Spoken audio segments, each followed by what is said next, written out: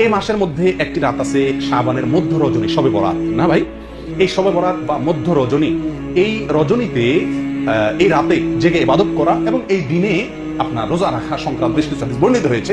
এই হাদিসগুলোর প্রায় সবগুলো হাদিসই জয়ীফ, এর কোনোটি সহিহ নয়। তবে একটি হাদিস আছে যেটিকে আল্লামা আলবানী রাহিমাহুল্লাহ হাসান বলেছেন, অর্থাৎ ভালো, জয়ীফ না। সেটা হলো যে নবী সাল্লাল্লাহু আলাইহি ওয়াসাল্লাম বলেছেন, ইন্নাল্লাহা লা ইয়াত্তালিউ ফি লাইলাতিন নিসফি মিন শাবান ফায়াগফিরু লিজামিই খালকিহি ইল্লা লিমুশরিকিন আও মুশাহিন।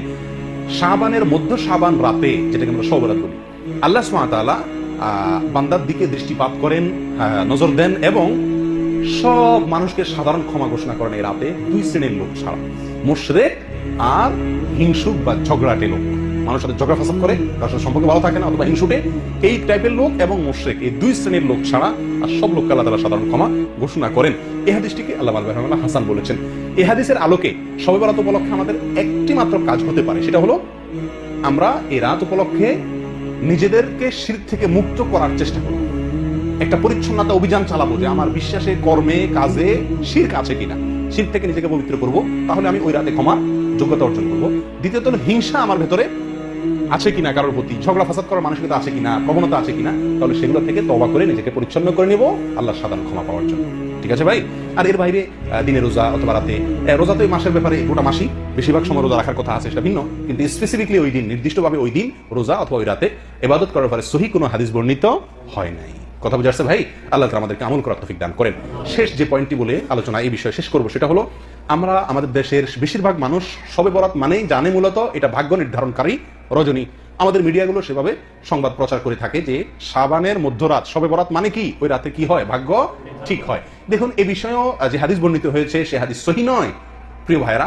এর বিপরীতে আমি আপনাদেরকে বলবো, মেহেরবানি করে বাংলা কোরআন খুলে দেখুন, সূরা দুখানের 1 থেকে 4 নম্বর আয়াত যদি আপনি পড়েন, আপনার কাছে স্পষ্ট হয়ে যাবে, ক্লিয়ার হয়ে যাবে যে ভাগ্য কোন দিন ঠিক হয়। আল্লাহ সুবহানাহু ওয়া তাআলা বলছেন, ইন্না আনজালনাহু ফি লাইলাতিন মুবারাকাতিন, আমি কোরআনকে নাজিল করেছি একটি বরকতময় রাতে।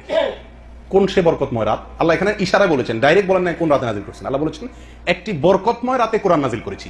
এই বরকতময় রাত, যে রাতে আল্লাহ কোরআন নাজিল করেছেন, কোন রাতে আল্লাহ কোরআন নাজিল করেছেন?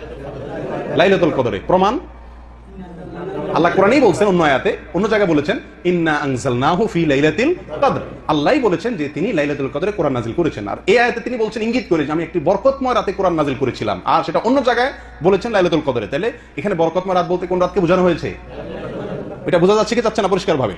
এর পরবর্তী আয়াতে আল্লাহ সুবহানাহু ওয়া তাআলা বলেন, ফিহা ইউফরাকু কুল্লু আমরিন হাকিম, সেই রাতেই সব গুরুত্বপূর্ণ বিষয়গুলো নির্ধারণ করা হয়ে থাকে, ফয়সালা করা হয়ে থাকে। তাহলে বোঝা গেল ভাগ্য ঠিক হয় কোন রাতে? যে রাতে কোরআন নাজিল হয়েছিল, অর্থাৎ লাইলাতুল কদরে। আর আমরা সবাই হুমড়ি খেয়ে পড়ি কোন রাতে? শবে বরাতে। অতএব শবে বরাত উপলক্ষে ইবাদত অথবা নফল সিয়াম, এটি সহিহ হাদিস দ্বারা সাবিত নয়। তবে এই রাতে আল্লাহ সুবহানাহু ওয়া তাআলা আমাদেরকে মাফ করেন বলে, সাধারণ ক্ষমা করেন বলে হাদিস থেকে বোঝা যায়, একটি হাসান স্তরের হাদিস থেকে বোঝা যায়। সেই হিসাবে নিজেকে শিরক থেকে এবং হিংসা থেকে, ঝগড়া ফাসাদ থেকে মুক্ত করার অভিযান নিজের জন্য চালাতে হবে, চেষ্টা করতে হবে। ঠিক আছে না ভাই? আর সবচেয়ে বড় চেষ্টা হবে এই মাস উপলক্ষে বেশি বেশি কি করা, নফল সিয়াম রাখার চেষ্টা করতে হবে। আল্লাহ সুবহানাহু ওয়া তাআলা আমাদের সকলকে শাবান মাসের ফজিলত এবং মর্যাদা বুঝে আমল করার তৌফিক দান করেন।